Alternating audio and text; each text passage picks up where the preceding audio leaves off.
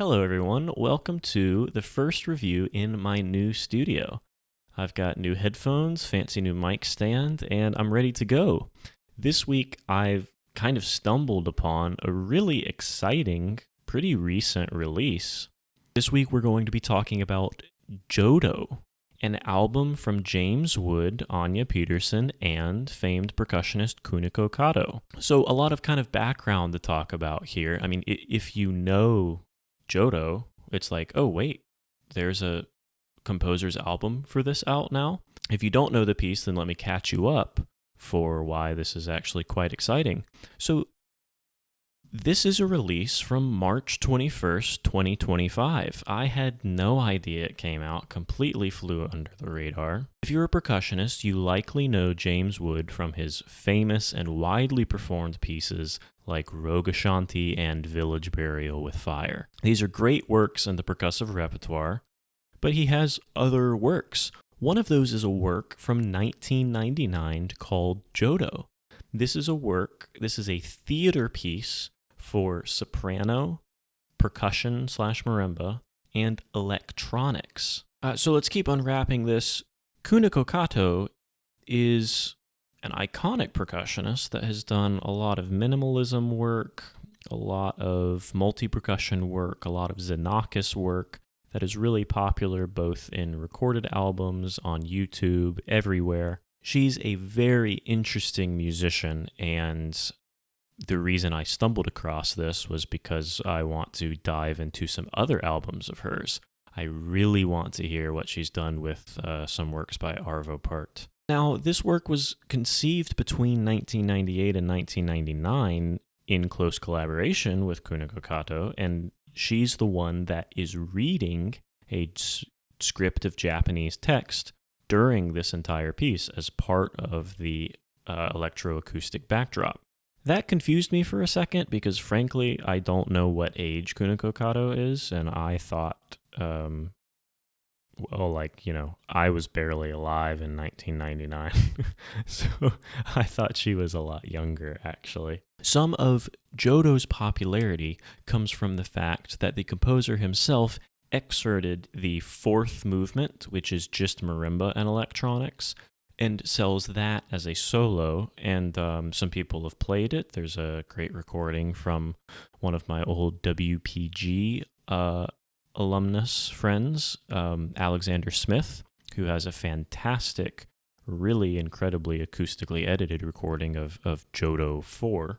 But, in trying to bring all this information full circle, the whole work, Jodo did not have a whole album together for the full 40-minute stage work. Anya Peterson on soprano, Kuniko Kato on percussion, James Wood, the composer of the electronics, obviously, recorded November 2024 in the composer's own studio, Schlenzer, Germany, recording engineer Rudolf Preckwinkel, editing, post-production, and mastering, all done by James Wood. So this would be called, I imagine, the reference recording of this work. If anybody records it in the future, it will be compared against this composer and originator of this piece recording from James Wood and Kuniko Kato. Anya Peterson did not originate this part. The soprano was originated by Sarah Leonard. Jodo, the text of this work, which is read out by Kuniko Kato throughout the piece, the text is taken from The Priest of Shiga Temple and His Love by Yukio Mishima. Detailed program notes on this piece are available to everybody on James Wood's website. I've linked those below, and a lot of what I'm going to talk about is going to be directly pulled from there. There's no extrapolation I can make that's better than the writing itself here. Jodo delves into Mishima's narrative of a Buddhist priest whose devout aspirations towards the pure land, Jodo, are shattered when he encounters a captivating court lady, the great imperial concubine. Their brief yet intense meeting triggers a profound psychological struggle, as both characters wrestle with forbidden emotions and the tension between spiritual duty and earthly desire. The story unfolds across 5 parts, each focusing on a different emotional and narrative dimension, from the serene depiction of the Pure Land to the harrowing internal conflicts faced by the priest and the concubine, culminating in a final, fleeting moment of contact symbolized by the delicate disturbance of wind chimes. Jodo Part 1: The Pure Land. A description of the Pure Land with its 50,000 million halls and towers wrought of gold, silver, lapis lazuli, crystal, coral, agate, and pearls, and its multitude of angels forever playing sacred music and singing paeans of praise to the Tathagata Buddha. This is a 4-minute introduction to the sound world of this piece. It is electronics only, no acoustic performance. Sporadic wind chimes mixed with bells interpolated with, a bit of it's very pleasing, but it's a bit of like R2D2 like digital boops and whistles. The electronic textures here are crafted from a diverse palette of sonic materials, including filtered vocal sounds, Japanese drums, marimba, natural elements like running water and birdsong, and the ethereal resonance of spinning bronze bells from France's Aubertino foundry. So you get the idea that this electroacoustic soundscape is just bringing in a lot of literary, philosophical, and musical context into what you're hearing. And it's immediately apparent. One of the great triumphs of this piece is the aesthetic just feels self-satisfying and important. As soon as you hear any of this piece, you become entranced with the idea that this must be an important piece. And so it is, or is it not? We will discuss. Jodo Part 2 begins, and Kuniko begins to speak, delivering around a 60-second monologue before drums enter the work. And these drums sound amazing. Deep and resonant, but with such character and poise. The album liner describes Jodo as being distinguished by its unique instrumentation, blending traditional Japanese percussion with contemporary techniques. The score features instruments such as a shimedaiko, hiradaiko, rin, monkey drum, mokoshuko, mokogyo, and the water drum, an inverted dried gourd shell resonating on water. And then later, of course, there's a substantial marimba part interwoven as well. In this second movement, titled Contemplation and Vengeance, the deep sound of the drums contrasting with a piercingly clear piccolo woodblock sound is just phenomenal. Some speaking from Kato continues to interpolate, and then the soprano finally enters with a haunting song. So now we need to get into the narrative. The great priest of Shiga Temple was a man of the most eminent virtue, and he was meditating when a carriage comes round and stops close to where he's meditating. The carriage opens, and the great priest locks eyes with the great imperial concubine. His eyes met hers, and he did nothing to avert his gaze. She did not take it upon herself to turn away. It was not that her liberality of spirit was such as to allow men to gaze on her with brazen looks, but the motives of this austere old ascetic could hardly, she felt, be those of ordinary men. In the twinkling of an eye, the present world had wreaked its revenge on the priest with terrible force. What he had imagined to be completely safe had collapsed in ruins. Now, I don't think I can fully understand the context here of such a austere old ascetic being enraptured by this beauty. However, it's obvious that this moment of eye contact completely destroys his worldview, and we hear that immediately in the work. Rapid motion across the drums abounds with continued punctuations of the larger skins as electronics ebb and flow around the piece and around the acoustic space. the effect, even though the priest's world has been thrown into chaos, the effect is one of delight. This movement just sounds good.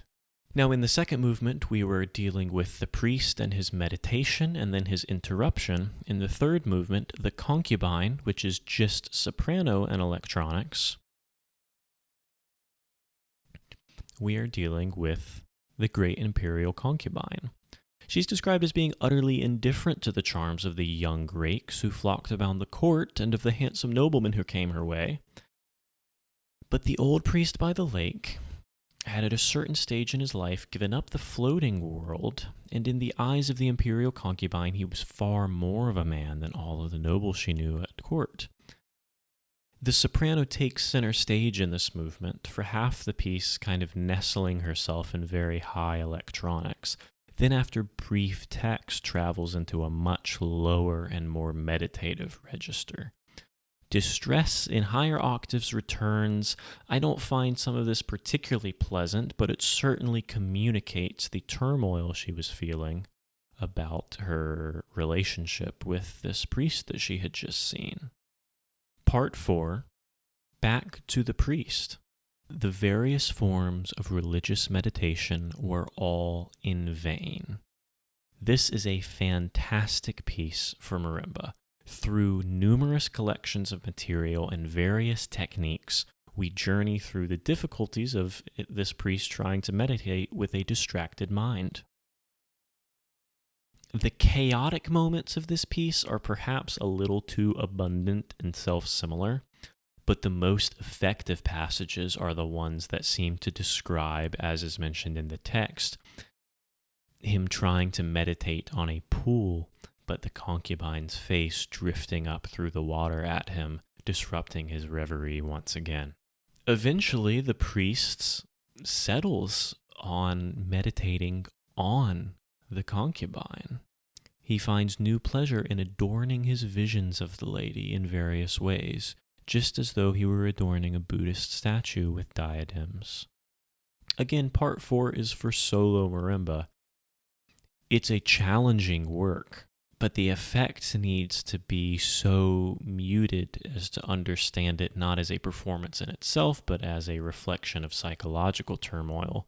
It has to not be about the solo, it has to interact very well with the electronics. It's a really unique work for marimba, as this is the one that's excerpted as a solo instrument. Part 5, Final Encounter. There is a wall of text describing a heartbreaking kind of ships passing in the night of two people going through vastly different psychological and religious experiences in each other's proximity, but unable to communicate to each other. As their inner thoughts collapse and they briefly interact, the fear behind their relationship puts us into a very dark and worrying soundscape as they both visualize the horrors that can come from their relationship. We get demonic vocalizations and ominous percussive gestures, wind sweeping around us. Those bells begin to toll again with a mind-bending oscillation. There's a lot more text reading. We are fully integrated with soprano, marimba, percussion, and electronics here. And the scene, which I will not spoil in reading this, as the scene plays out, you hear each interaction and lack thereof before everything ultimately disintegrates. The last line is chillingly, "The priest departed, the heart of the great imperial concubine turned cold." This was a wonderful dramatic experience. I was fascinated to read along and to listen and find out what would happen next. I want to be a little disappointed that there was no apotheosis of the forces Wood was working with here, a higher degree of interactivity between soprano and percussion. But when reading through the text, the lack of those things is appropriate for the story. It works. This album was one I was really excited to talk about, but I feel like I've done absolutely no actual reviewing of what's happening. I've pretty much just given you a descriptor. But again, this is the composer and the original collaborator of this piece. This is the reference recording. So, I mean, what do I say about it? How do I review it? There's nothing to review it against. Everything is perfect. Kuniko's playing is perfect. It's sensitive. The electronics are very pleasing and interesting. The soprano tone is beautiful. There's nothing in regards to that to talk about. I mean, the composition, I don't know if it's a perfect work. Again, I find there's an inclination for me to say that some stuff repeats itself too often, and that there could have just been a broader net cast for what these characters were going through as reflected in the playing. So I'll say a 9 out of 10, but really as higher praise, you need to go listen to this. This is a unique set of musical forces. This is a very interesting story. I can't overstate that if you go listen to this album and read along with the program notes, which again I'll attach, it's going to be a valuable musical experience. But yeah, what a weird review. I know. Sorry. Maybe I'm getting my bearings being in this new location. But I'm certainly, this recording is like downloaded into my psyche. I'm even thinking about maybe playing this marimba selection from it. I mean, an iconic work from 1999 gets its premiere a quarter of a century later. I hope that this leads to increased popularity of the piece, of which, maybe I'm doing my part here. Just go listen to it. This one's going to be a disaster to edit.